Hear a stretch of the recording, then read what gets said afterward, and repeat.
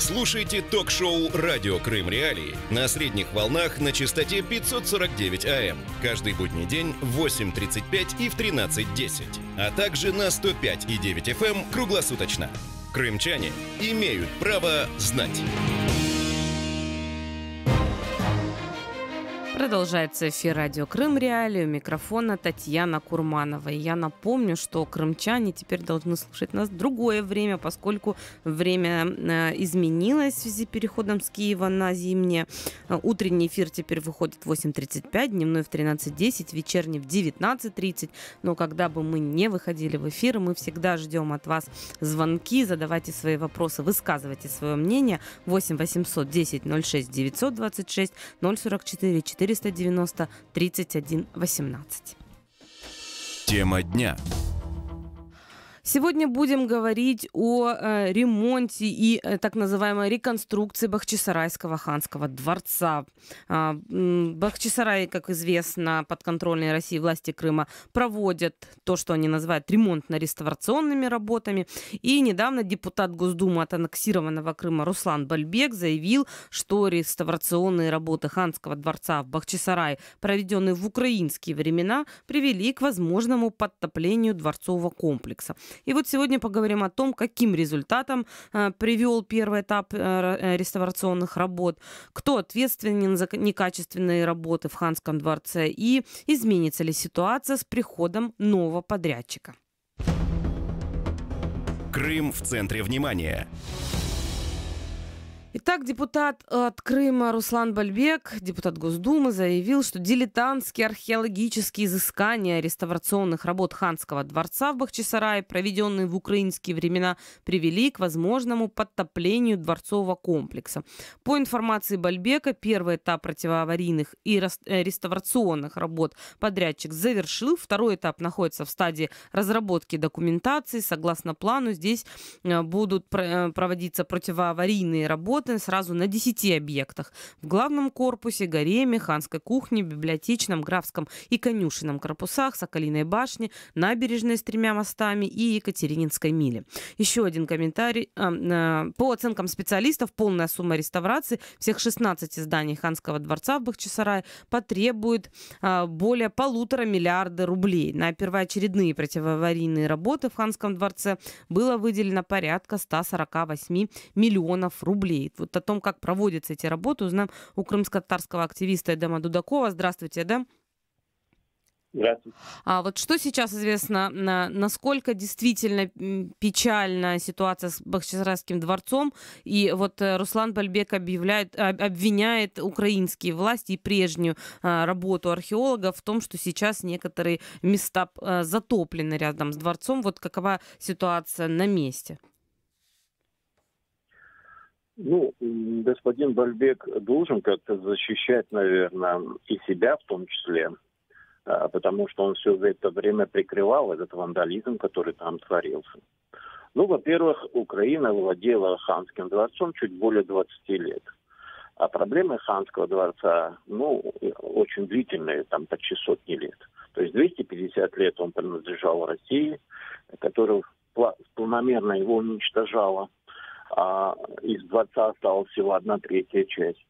А виновата Украина, которая 20 лет. Да, денег при Украине не было столько, сколько сейчас поступило туда средств. Но то, что они сотворили, это уже не подлежит даже восстановлению.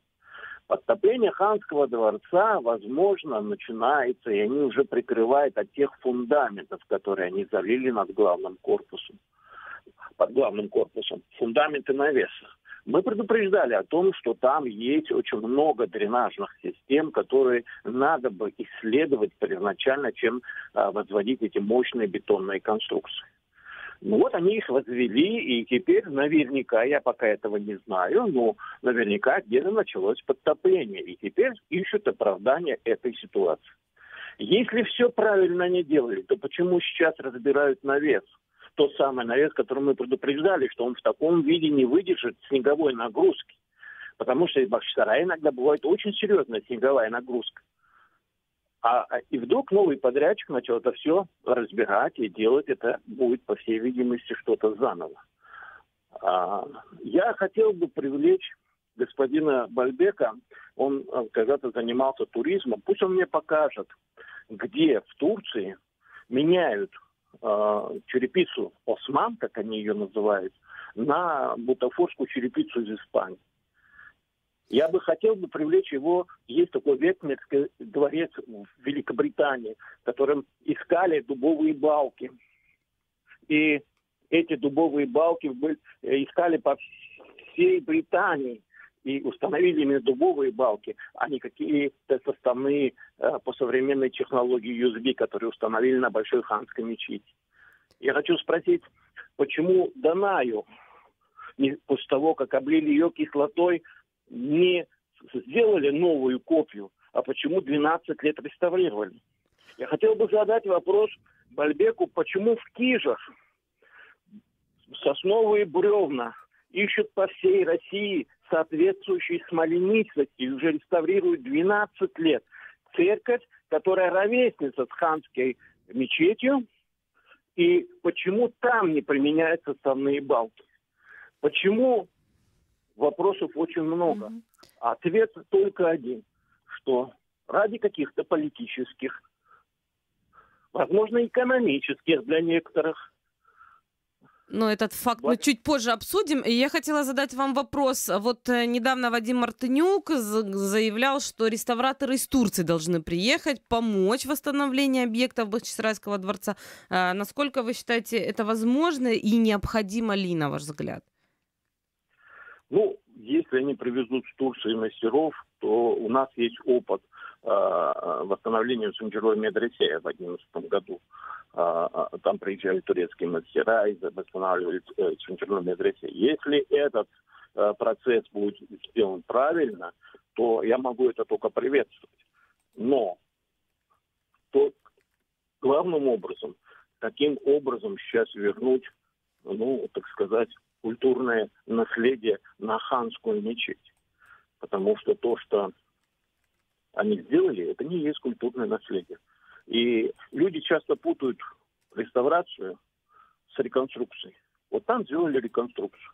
А философия реставрации, она гласит о том, чтобы максимально сохранить технологию и материалы древних мастеров. Вот. Это не восстановление функциональности, это восстановление истории.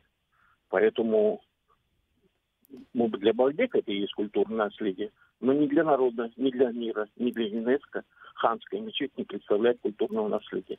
И, естественно, нужно приглашать мастеров, которые работают в аналогичной среде архитектурной, а не тех с Петербурга, с Москвы, которые никогда этим не занимались и вдруг приехали реставрировать то, чего никогда не видели и где никогда не работали.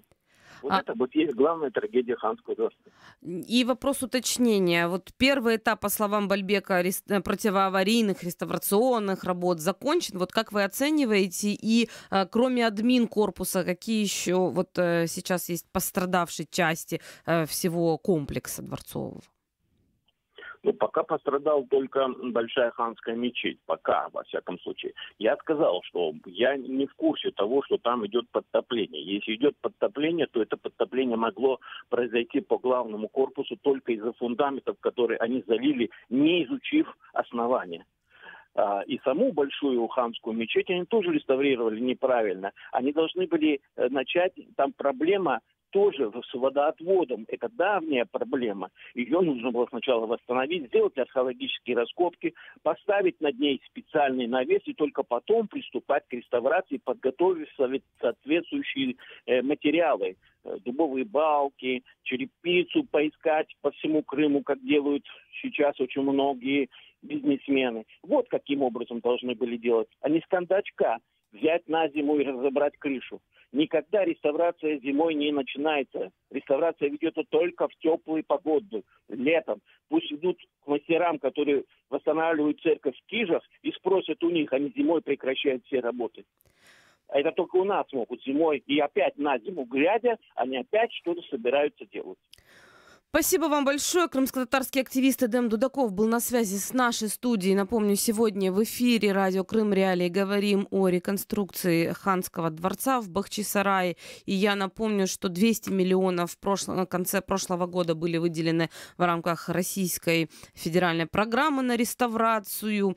И тендер на работы выиграла фирма «Атта Групп» из российского Новосибирска.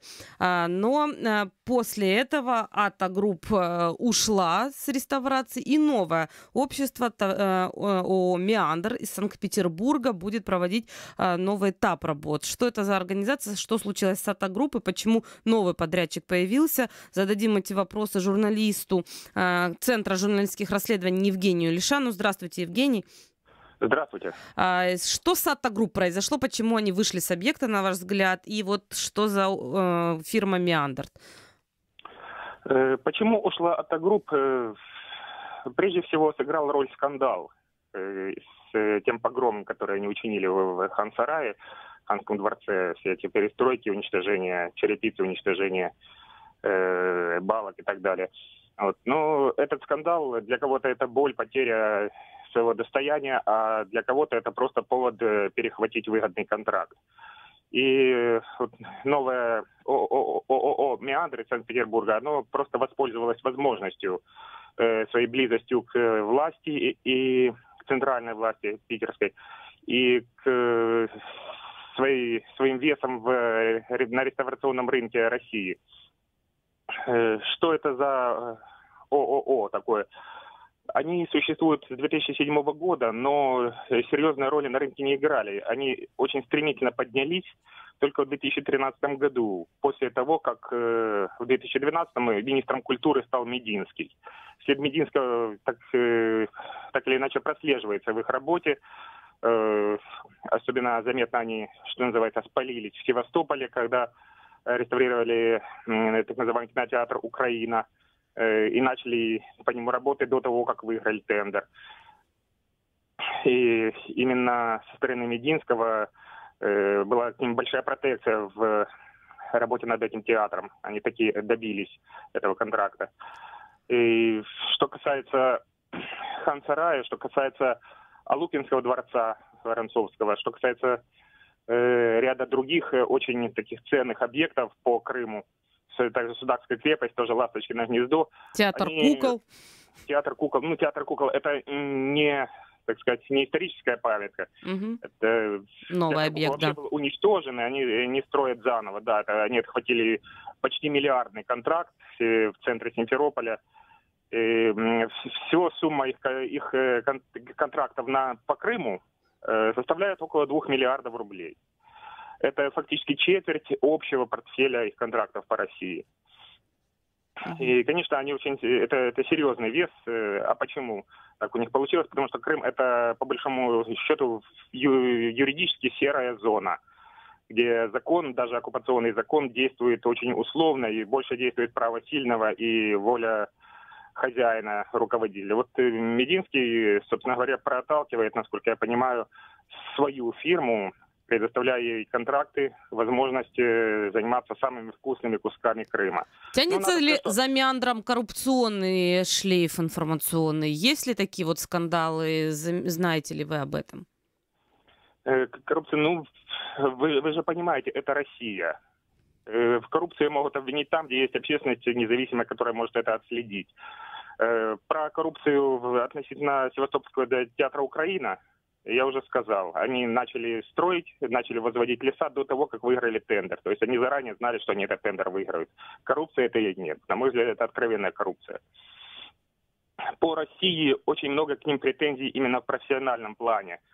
Они работают на Новодевичьем монастыре, на Выборгском замке и на массе других объектов.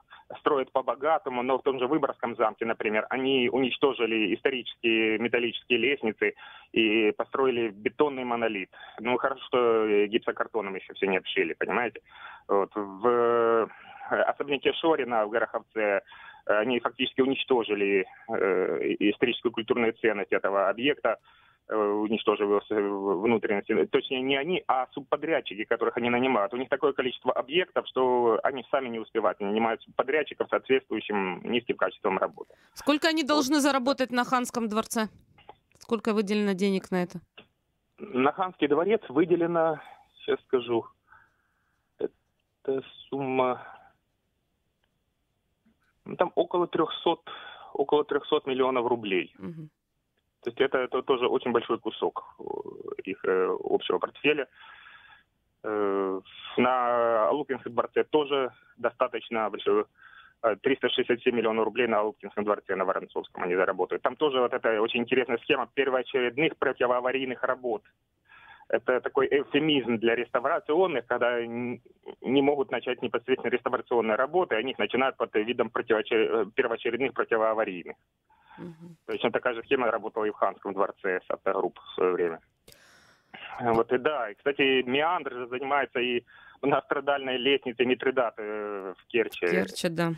Это в сумме там тоже почти 300 миллионов рублей на эти два контракта, которые они выполняют, и, так сказать, конца этому не видно. Это бездонный колодец, с которого можно черпать и черпать. Спасибо вам большое. Евгений Лишан, журналист Центра журналистских расследований, был на связи с нашей студией. Рассказывали мы о том, что на реконструкцию Бахчисарайского дворца после скандальной Атта Групп было выделено 300 миллионов рублей фирме «Меандр», которая, по данным журналистов, аффилирована с министром культуры России господином Мединским. И большая часть этих денег будет, часть 300 миллионов рублей будет касаться именно реставрации Ханского дворца. Как именно эти деньги будут потрачены, мы будем следить в дальнейшем за этой ситуацией. Но сейчас узнаем, что и к чему привел первый этап вот этих работ. И действительно ли серьезно пострадал Ханский дворец. С нами на связи бывший руководитель Бахчисарайского историко-культурного заповедника Эльмира Аблялимова. Здравствуйте, Эльмира. Доброе утро. Появились фотографии в социальных сетях и, собственно, на странице Бальбека. И там четко видно, что на админкорпусе идет трещина. Вот как вы оцениваете, говорит ли это о разрушении серьезном админкорпуса? И как вы оцениваете вот этот первый этап работ, о которых так вот господин Бальбек громко заявлял и отчитывался? Ну, там вот это вот основная беда, конечно, о которой я еще до этого говорила, трещины на административном корпусе и между административным корпусом и мечетью. То есть взаимосвязь работ, которые были проведены неграмотно, непрофессионально на Большой Ханской мечети, они привели вот к подобным последствиям. Мы об этом говорили. И Эдем Угаремович очень часто об этом говорил, что строительство этого комплекса, ансамбля, оно все взаимосвязано между собой. И нарушение там, условно даже веса в результате вот этого бетонного сейсмопояса, оно может привести к катастрофическим последствиям по всему ансамблю. Или зданиям, которые прилегают непосредственно к Большой Ханской мечети. И вот эти вот трещины, я считаю, что это все-таки трещины, связанные с правильно выполненными работами, с отсутствием соответствующих, предшествующих реставрации расчетов, исследований, которые вот приводят к подобным последствиям. Господин Бальбек говорит, что и, собственно, подтверждает косвенно, что сейчас дворцовый комплекс подтапливается, но обвиняет в этом археологов, которые ранее работали, называя их дилетантами. Вот как вы оцениваете, действительно ли там возможно подтопление и какова роль в этом предыдущих археологических групп? Ну, я вообще считаю, что нет смысла комментировать то, что говорит Бальбек, потому что, человек не сведущий в этой сфере, он должен говорить то, что защищать это безобразие, которое они там устроили на самом деле. Но, наверное, большего непрофессионализма, чем можно было совершить в Большой Ханской мечети за всю историю независимой Украины, стороны, не было совершенно. Поэтому я думаю, что подтопление, нужно вообще разбираться с этими подтоплениями. Вопросы с сыростью, они присутствовали всегда, и в мою бытность мы изучали этот вопрос и пришли к выводу со специалистами о том, что необходимо все-таки мы там проводили небольшие археологические исследования, совершенно там очень слабенько, так для того, чтобы просто изучить этот вопрос.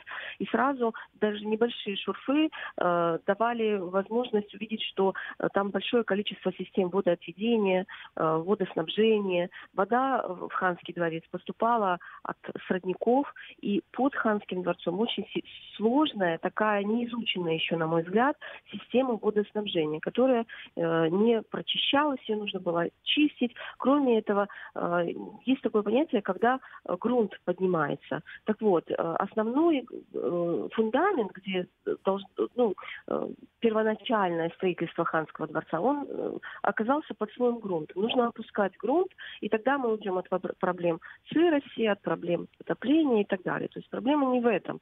Проблема совершенно в другом, и прикрывать непрофессионализм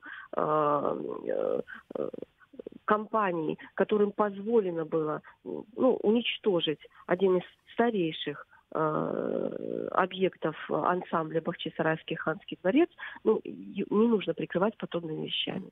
И вот 10 объектов, которые сейчас планируются на проведение работ на них, мы говорили, главный корпус, гарем, ханская кухня, библиотечный, графский, конюшенный корпус. Как вы думаете, вот насколько там ситуация печальна, да, и насколько вот необходимы эти работы, и к чему может привести работа вот фирмы «Меандр», нового подрядчика, который аффилирован с министром культуры России? Вы знаете, я уже очень давно говорила о том, что действительно Ханский нуждался в реставрации, и можно сказать, что практически все объекты, они нуждались в реставрации, их реставрировать необходимо, но они нуждаются в реставрации. Сейчас, на мой взгляд, вопрос в другом. Да, действительно, Атта Групп и компанию Керамет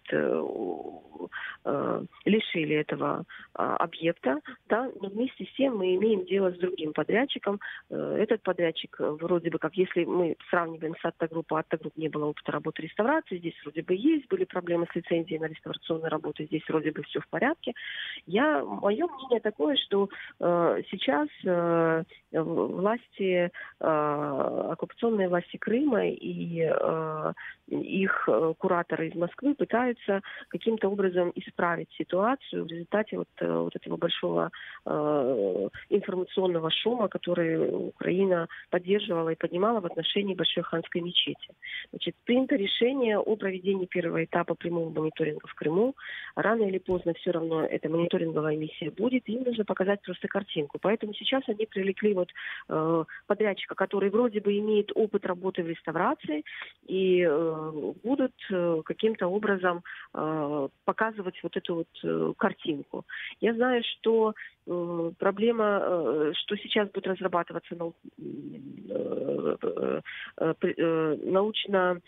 научная документация историческая часть для вот подобных вот работ по этим объектам. Конечно, меня очень пугает такой одновременный большой объем по всем объектам, потому что, я не знаю, насколько можно, имея такое большое количество подрядов и в России, и в Крыму, даже вот по Ханскому дворцу, да, там несколько объектов работает, насколько можно иметь такое большое количество профессиональных реставраторов у одной фирмы, то, безусловно, это меня наводит на какие-то такие грустные размышления по этому поводу. Спасибо большое. Будем следить за ситуацией. Бывший руководитель Бахчисарайского историко-культурного заповедника Эльмира Аблялимова была на связи с нашей студией в эфире радио Крым Реалии. Говорим сегодня о Бахчисарайском дворце. Вечер. Лучшее время, чтобы узнать главные события дня. С понедельника по пятницу в 19:30. Крымский вечер на радио Крым Реалии. Итак, говорим о реставрации Бахчисарайского ханского дворца. С нами на связи Сергей Кот, руководитель Центра исследований историко-культурного наследия Украины. Здравствуйте. Как вы оцениваете проводимые работы в Бахчисарае? Добрый день. Я внимательно выслушал мнение специалиста. Я также отслеживаю информацию, которая приходит из Крыма и по Бахчисараю, по другим объектам. Но, к сожалению, это колоссальная проблема для не только культурного наследия Украины, то, что сегодня там делает российский оккупационный режим, но и это колоссальная проблема для мирового культурного наследия, потому что, безусловно, не только Херсонес Таврический, который входит в список всемирного культурного наследия, но и также Бахчисарайский ансамбль «Комплекс» в целом в 2 номинациях также входит в списки всемирного культурного наследия. И нас, безусловно, тревожит то, что там происходит. Сам факт, что российские оккупационные власти сменили подрядчика работ, которые выполняли их и, собственно, вызвали эти скандалы, это уже говорит о том, что тревога, критика были обоснованными, и они являются правильными, и проблема действительно есть. И нужно все силы общественного мнения, мировых специалистов бросим на то, чтобы остановить этот беспредельный процесс. Мы не знаем цель. Для чего вдруг начали этим заниматься? Мы знаем уже то, что первые же шаги были, это уничтожение автентичных многих деталей, демонтаж их, которые присутствуют и на Ханском дворце, и на других объектах.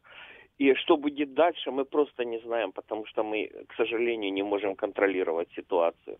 Я хотел бы привлечь внимание к таким правовым аспектам данной проблемы. Ну, первое. Российская сторона нарушает конвенцию 1907 года о законах и обычаях. Сергей Иванович, прошу прощения, вынуждена прервать вас. Мы продолжим этот разговор в ближайших эфирах радио Крым Реалии. К сожалению, время наше сегодня подошло к концу. Руководитель Центра исследований историко-культурного наследия Украины Сергей Кот был на связи с нашей студией. Оставайтесь на волне радио Крым Реалии.